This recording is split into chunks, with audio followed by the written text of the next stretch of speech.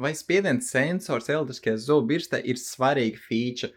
Tas, principā, ir atkarīgs no lietotāja, un ir diezgan viegli pateikt, vai jums vajag spiediena sensoru vai nē. Tad, kad jūs mainat zobirstas galviņu, ja jums viņa vēl aizvien ir saglabājusi formu tādu pat, ka jūs viņu nopirkāt, visi sariņi ir taisni, tad jums tas spiediena sensors pa lielam nav vajadzīgs, jo jūs mākat normāli tīrīt zobus.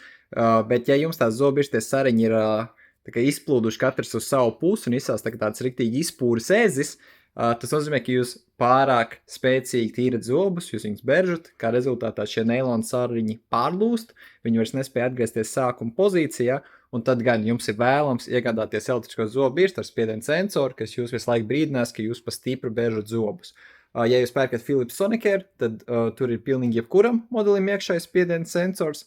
Savukārt, ja jūs gribat pirkt no Oaklīna, tad jums ir jāņem rekurs Oaklīna Ultra S, vai Oaklīna Ultra 20 vai 20S.